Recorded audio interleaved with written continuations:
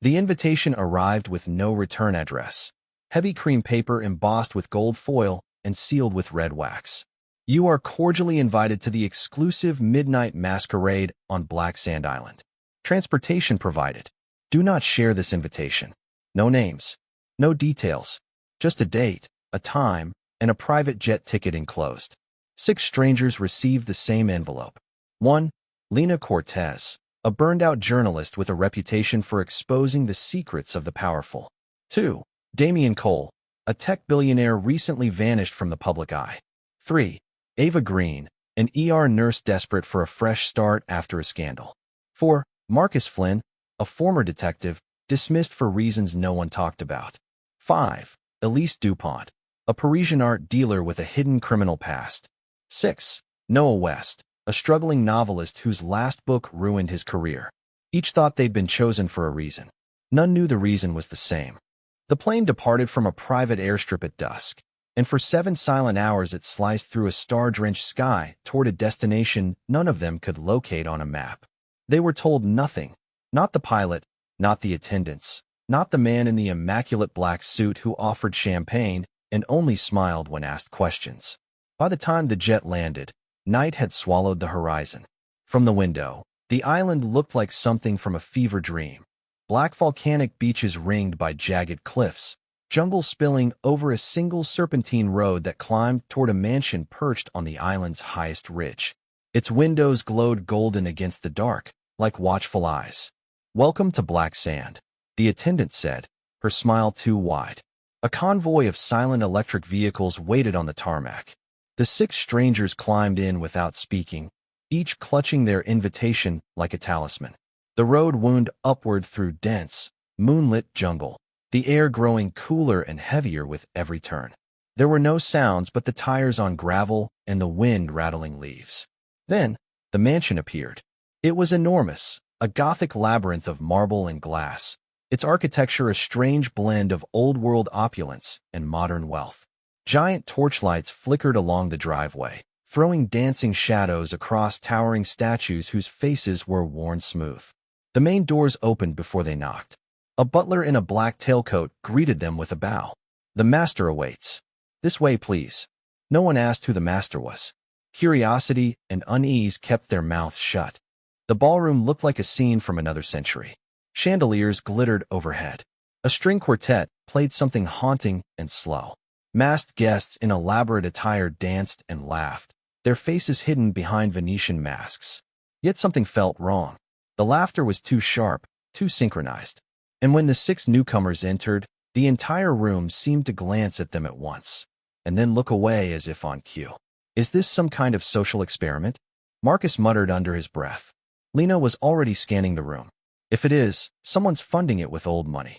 The butler led them to a raised dais at the far end of the hall. A single man waited there, unmasked, tall, silver-haired, with an expression that was too calm for the circumstances. "Welcome," he said, his voice warm and deep. "I am Lucian Armitage. I am the host of this gathering. And you, my special guests, are the reason we are all here tonight."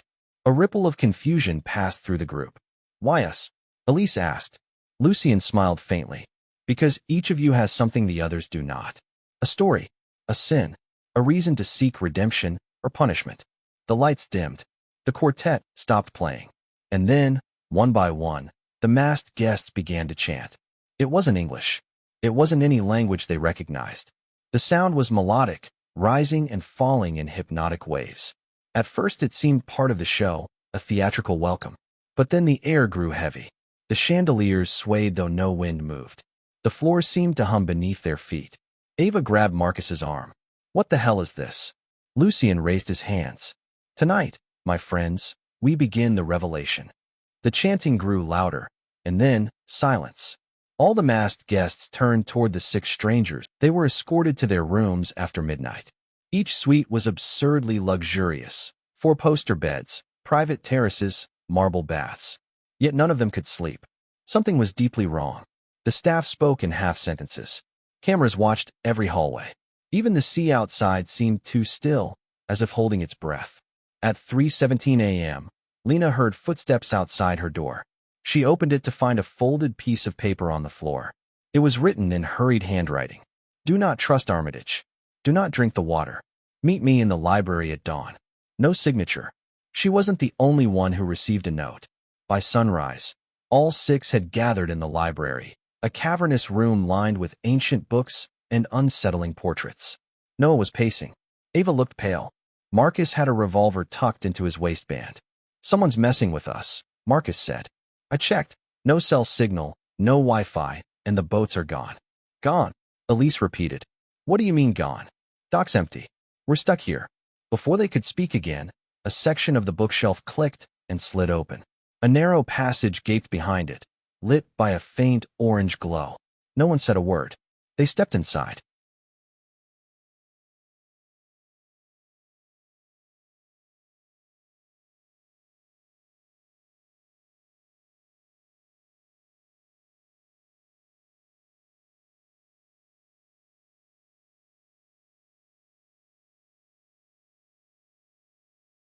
The tunnel was lined with stone, ancient, damp, and cold. It sloped downward, spiraling deeper beneath the mansion. The air smelled metallic, like rust and blood. After what felt like forever, they emerged into a vast chamber. And there, in the center of the room, was an altar. Not decorative, not ceremonial, functional. Rust-brown stains streaked its surface. Strange symbols were carved into the floor, spirals, eyes, teeth, crescents.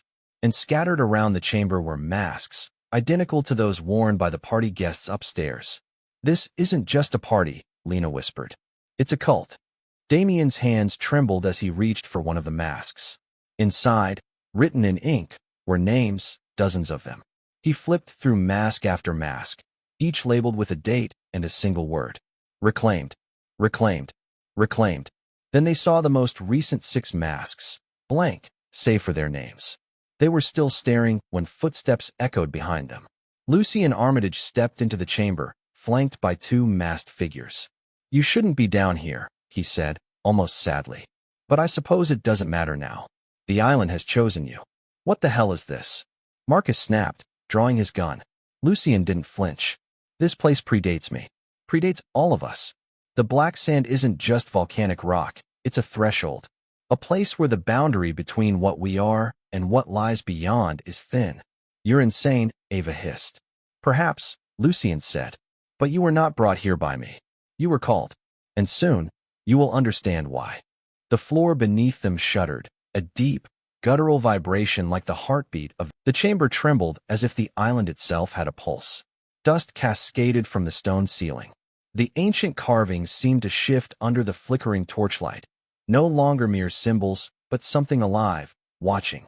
Lucian Armitage stood perfectly still, hands clasped behind his back. The island chose all of you, he said again, calmly. You may think you were invited for wealth, or curiosity, or redemption. But none of those are the truth. The truth is much simpler. And what's that? Lena demanded. He smiled faintly. You each carry debt. A chill swept through the group. Debt? Noah scoffed. I'm broke, sure, but not that kind. Lucian interrupted, stepping closer, his voice low and deliberate. You owe life. Every one of you has taken something that was not yours. A future, a chance, a heartbeat. And now, the island will decide if you're worthy of forgiveness. You're insane, Marcus snapped, raising his gun. We're leaving. Now. Lucian's gaze never wavered. They fled. No one spoke as they ran up the tunnel, the air thick with panic and dust. Lena's flashlight flickered across the damp stone walls as the passage narrowed. When they emerged back into the library, dawn had broken, pale light streaming through tall windows, but the world felt colder, emptier. Okay, Marcus barked, slamming the doors shut. We need a plan. There has to be a way off this rock. There isn't, Elise whispered, pacing. He's telling the truth. There are stories, I've heard of this place before. Rich people who disappear, cult ceremonies, shipwrecks that never return. Urban legends, Damien muttered, but he didn't sound convinced. Look, Lena said, trying to steady her breath. We need to stick together. If this is a game, a ritual, whatever, we're stronger as a unit. A scream cut her off. It came from somewhere deep inside the mansion, high, shrill, and abruptly silenced. They froze. Sounded like upstairs, Noah whispered. Stay close, Marcus ordered, gun drawn. They moved cautiously through the hallways, the once grand corridors now bathed in morning gloom. The chandeliers no longer sparkled. The laughter and music from the night before were gone. The mansion was utterly silent. They found the source in a guest suite at the far end of the west wing. Blood. It was splattered across the white marble walls, smeared down the mirror, pooled beneath the bed. And there, or what was left of there, was one of the masked guests. Or at least, parts of them. The body was torn apart, shredded like paper, bones cracked open as if by immense force. Jesus Christ, Noah gagged. What could do that? Ava whispered. Marcus scanned the floor. There's no footprints. No sign of a struggle. It's like they were dragged from the inside, Lena finished, pointing to deep grooves carved into the tiles, leading into the wall itself. The grooves ended at a smooth stone panel. Secret door. Elise breathed. Marcus pressed against it. Nothing. Then, without warning, it opened on its own. A rush of freezing air poured out, carrying with it a faint, metallic stench. Beyond lay another passage, pitch black and sloping downward. Hell no, Noah muttered. I'm not going in there. We don't have a choice, Marcus said. Whatever's happening, this is part of it. The corridor beneath the west wing was unlike the first tunnel. This was older, far older, carved directly from the volcanic rock. Strange runes glowed faintly along the walls, pulsing like veins. The deeper they went, the colder it became. Their breath misted in front of their faces. Somewhere in the darkness ahead, a sound like breathing echoed, slow, heavy, wet.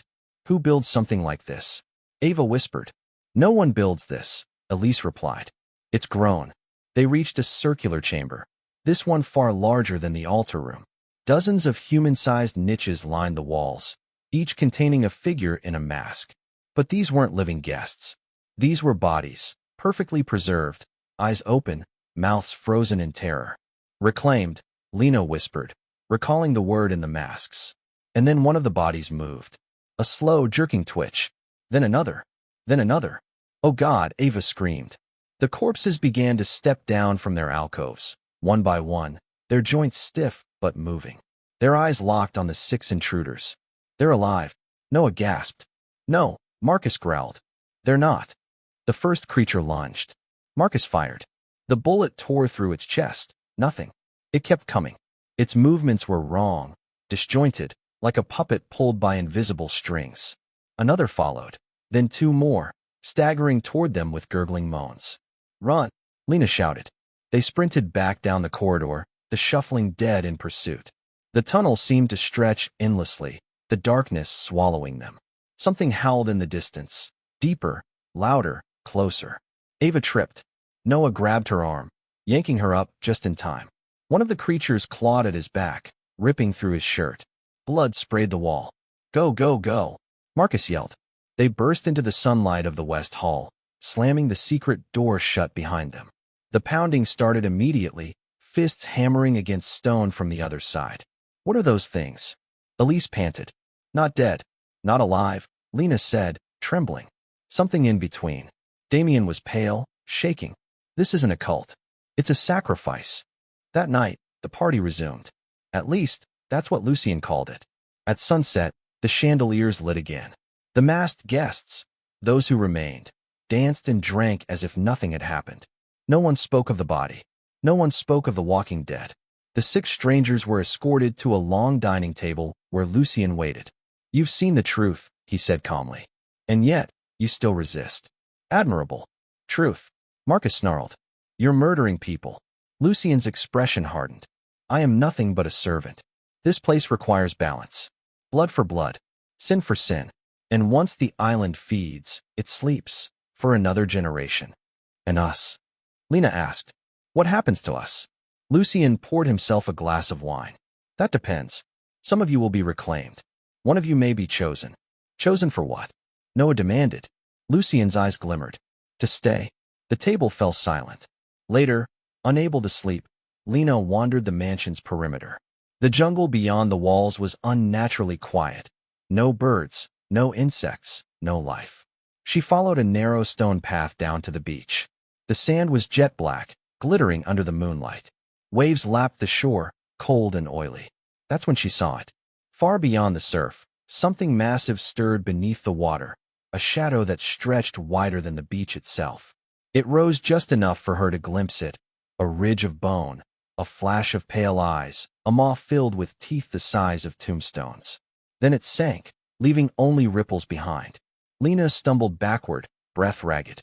The island wasn't just alive, it was hungry. By dawn, one of them was gone. Ava's bed was empty, her door locked from the inside. The only trace was a trail of wet footprints leading toward the forest, and a single scrap of her hospital ID, caught on a thorn bush. They searched for hours. No sign. No body. She's gone, Marcus said grimly. And she's not coming back. What now? Noah's voice cracked. What the hell do we do now? Survive, Lena whispered. And find a way to end this. It was Elise who suggested the plan. Reckless, desperate, maybe suicidal. There's a dock beneath the cliff on the north side, she said. I saw it from my terrace. Hidden. If we can get there before nightfall, maybe there's a boat.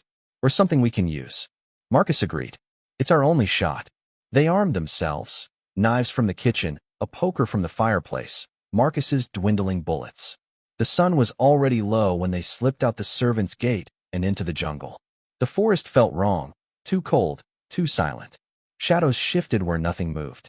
Trees twisted into grotesque shapes, as if writhing in pain. And always, beneath their feet, the faint, rhythmic thud of something moving far below. They reached the cliff just as the last light bled from the sky. There was a dock. And a boat. Small, weathered, but seaworthy. Oh my God, Noah whispered. We can make it. They ran. That's when the screaming started. It was Ava. Her voice, unmistakable, echoing from the tree line. Help me. Please help. They froze. It's a trap, Marcus hissed. Keep moving. But Lena couldn't. She turned toward the voice, heart hammering. We can't just leave her. Lena, no. Elise shouted, but it was too late. Lena plunged into the forest. The others followed, cursing, crashing through the brush. Ava's screams grew louder, more frantic, until they stumbled into a clearing and stopped dead. Ava was there, or what had once been Ava. She hung from the branches, her body twisted into a grotesque, inhuman shape. Her skin was mottled black and gray, veins pulsing beneath translucent flesh. Her eyes rolled white, her mouth stretched in a perpetual scream. And when she saw them, she smiled. Help me, she whispered, voice warped, doubled. Stay with me. Then she leapt. The thing that had been Ava moved faster than anything human. Marcus fired, once, twice, but it didn't slow.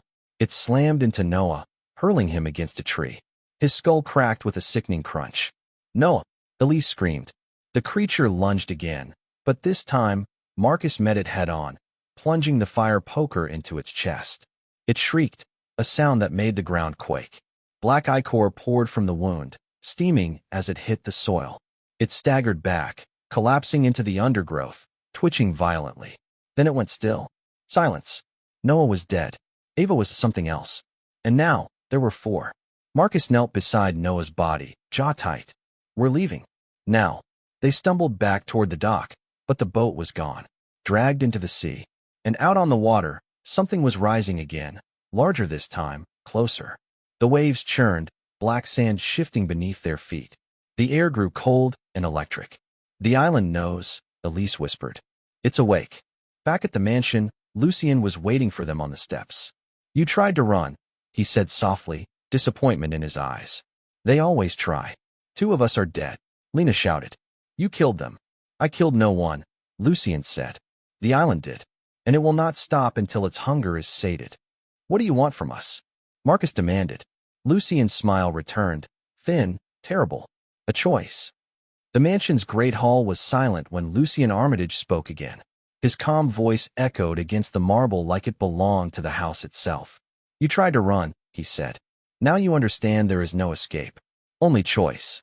Lena, Marcus, Elise, and Damien stood together, their clothes torn, their faces pale with terror. Noah was dead. Ava had been twisted into something unrecognizable. The weight of loss clung to them like ash. What choice? Marcus demanded, his revolver raised, though his hand trembled. Lucien folded his hands neatly behind his back. The island demands an offering. One of you must die. The rest may live. Go to hell, Lena spat. A faint smile curved his lips. You're already there. The breaking point. They were locked in their suites until morning. Food appeared at their doors, untouched. Water in crystal pitchers, avoided. None slept. The silence of the mansion was worse than any screams. At dawn, the four were escorted by masked attendants into the library. This time, Lucien was waiting with something new. 6 chairs arranged in a circle, a single spotlight above them. Sit, he said. No one moved. I said sit. The attendants stepped forward, blades glinting. Reluctantly, they obeyed. Lucien circled them slowly, a predator studying prey. Do you know why you were chosen? Not because you're special. Not because you matter. Because you've taken something. You've spilled blood. You've broken lives. He stopped behind Lena, the journalist who exposed the corruption of a senator, and in doing so, destroyed the lives of his children. They never recovered. Lena's breath caught. That's not what you intended. No, but intentions are irrelevant. Only outcomes. He moved to Marcus, the detective who put away criminals. But tell me, Marcus, what of the boy you shot in the alley? He was unarmed. Marcus's jaw clenched. That was an accident.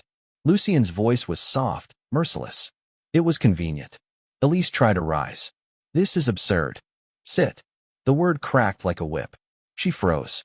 The Parisian art dealer, Lucien continued, whose gallery was funded by laundering money for arms dealers. You made millions selling beauty drenched in blood. He turned last to Damien. And you, our recluse. The genius who built his empire on stolen data. How many lives ruined by your surveillance empire? How many souls crushed under your greed? Damien's face was ashen. That's not. You don't know what you're talking about. Lucien leaned close, his silver eyes gleaming. Oh, but I do. You all took more than you gave. And now, the debt must be paid. The revelation. That night, the survivors were herded once more into the tunnels beneath the mansion. Torches flickered against damp stone. The air smelled of iron and mold. At the heart of the maze, Lucien stopped before a massive iron door. He pressed a hand to the cold metal. With a groan, the door slid open. Inside lay a control room. Banks of monitors lined the walls, showing every hallway of the mansion, every inch of the grounds. Dozens of hard drives blinked with steady lights. Audio equipment hummed faintly. Lena stepped forward, stunned. This is surveillance. Damien's voice cracked. It's all fake. Footage rolled on the screens. The creatures they had fled from were people, drugged, masked, stumbling like puppets. Ava's transformation was staged, her body altered with makeup, prosthetics, and chemicals. The ground's tremors? Hidden machinery. The chanting? Recorded sound. There's no God here, Lena whispered. Lucien turned to them, serene. You feared demons. You prayed to survive. But the only devils here are human. This island is a stage. And you are actors in its experiment. Marcus's face was stone. Experiment for what? Lucien smiled faintly. To see how far you'll go. How much fear it takes to strip you bare. How long before you turn on each other. Every decade, we bring new subjects. The rich fund it. The powerful watch it. And some join it. He gestured to the monitors. The masked guests. The corpses in the walls. Reclaimed, he said. Those who broke. Those who surrendered. They stay here. Forever. The offering. That night, the four were taken back to the great hall. A long wooden table had been set, though no food lay upon it. Only knives. One must kill another, Lucien said. Do this, and the island sleeps until the next cycle. Refuse, and you will all remain here, masks on your faces, voices silenced, until the next guests arrive. No one moved. Then Damien lunged. He grabbed one of the knives and pointed it at Elise. Don't look at me like that. It's you or me. That's the rule. Damien, stop, Lena cried. But Marcus was faster. He slammed Damien against the table, the knife clattering to the floor. The two struggled, Marcus's gun flashing. One deafening shot echoed through the hall. Damien went still. Blood bloomed across his chest. He collapsed, gasping, eyes wide with shock. No, Lena whispered. Elise backed away, trembling. It's true. He was right. We have to kill. We have to. Her hand closed around another knife. She turned on Marcus. Marcus blocked the first strike, the blade grazing his arm. The second lunge he caught and twisted. Elise screamed as the knife buried itself in her side. She staggered, blood pooling on the floor, before collapsing into silence. Now there were two. Lucien's voice was almost tender. And so it narrows. The escape. Lena and Marcus didn't wait for his command. They bolted from the hall, racing back into the tunnels. Their footsteps echoed off the stone. The monitors had shown something earlier, a dock hidden beneath the cliffs. They found it. A small boat rocked gently, already fueled, provisions stacked neatly inside. The promise of escape. But there was only enough for one. Marcus stared at it, then at Lena. His face was pale, streaked with sweat and blood. You have to go. No. We both can. We can't. Not enough fuel. We won't make it together. You have to tell the world. Her eyes burned. Marcus. He grabbed her shoulders, firm, desperate. I've got blood on my hands, Lena. More than you know. If anyone deserves to carry this story, it's you. Not me. Tears blurred her vision. Please. Don't make me. He smiled faintly. It's not a choice. It's the only way. Before she could argue, he shoved her into the boat and slammed the release lever. The vessel dropped, splashing into the dark water. Marcus, she screamed. From above, he gave a single salute. Then he vanished back into the tunnels. Moments later, the mansion erupted in flames, the aftermath. The sea was merciless. The black water stretched endlessly, the stars cold and sharp above her. Lena rode until her arms gave out, until the mansion's burning silhouette was nothing but a smear on the horizon. Days later, a fishing vessel spotted her adrift, sunburned, dehydrated, half-conscious. They pulled her aboard, wrapped her in blankets, asked where she'd come from. An island, she croaked. Black Sand Island. But when they tried to find it, there was nothing on the maps. Nothing but empty sea. The last twist. Weeks passed. Lena recovered in a hospital, her story dismissed as delirium. Police reports labeled it survivor's hallucinations. No record of her companions existed. No flights, no manifests, no Lucien Armitage. The world carried on as if Black Sand Island had never existed. But one morning, Lena awoke to find something on her bedside table. An envelope. Heavy cream paper. Gold foil. Red wax. Her name written across the front. Her hands trembled as she broke the seal. Inside, you are cordially invited to the exclusive midnight masquerade on Black Sand Island. Transportation provided. Do not share this invitation. Her scream ripped the air, but no sound came out. Cut to black.